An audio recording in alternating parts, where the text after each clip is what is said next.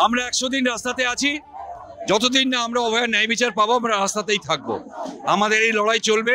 আজকে 100 দিন, সেই জন্য আমরা একটু বিশেষ কর্মসূচি নিলাম। 100 জন সাইকেল চালিয়ে, যদিও অনেক বেশি চালিয়েছেন, আমাদের ঘোষিত ছিল 100 জন চালাবেন।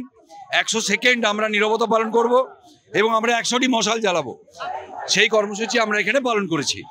আপনারা বারবার স্বাস্থ্য ভবন মেরামতের কথা বলেছেন, কিন্তু সেই জায়গায় দাঁড়িয়ে আবারও সেই দুর্নীতির কথা একটার পর একটা উঠে আসছে এবং আপনারা আগামীকাল অভিযানে যাচ্ছেন। অবশ্যই একটি সরকারি হাসপাতালে একজন কর্মরত অবস্থায় একজন চিকিৎসক তিনি সেখানে ধর্ষিতা হলেন এবং খুন হলেন।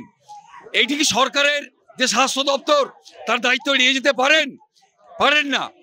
কারণ সেই হাসপাতালটির দায়িত্বে যারা আছেন, শুধু তো আরজিকর মেডিকেল কলেজের প্রিন্সিপাল না, তার দায়িত্বে তো আরও কেউ আছেন। তারা কি করে দায়িত্ব এড়াবেন? তাই আমরা মনে করি যে স্বাস্থ্য দপ্তরের ভেতরে যে গুণ, যে দুর্নীতি, সেই দুর্নীতিরই ফল হচ্ছে অভয়ার খুন। তাই আমরা আগামীকাল আবার স্বাস্থ্য ভবনে যাব, কারণ স্বাস্থ্য ভবনের হুমকি এখনো বন্ধ হয়নি, স্বাস্থ্য ভবনের দুর্নীতি এখনো শেষ হয়নি। তাই আমাদেরকে বারে যেতে হবে ওই নোংরা পরিষ্কার করার জন্য। বাংলা হান্টের আরো খবর দেখতে নজর রাখুন। বাংলা খবর মানেই বাংলা হান্ট।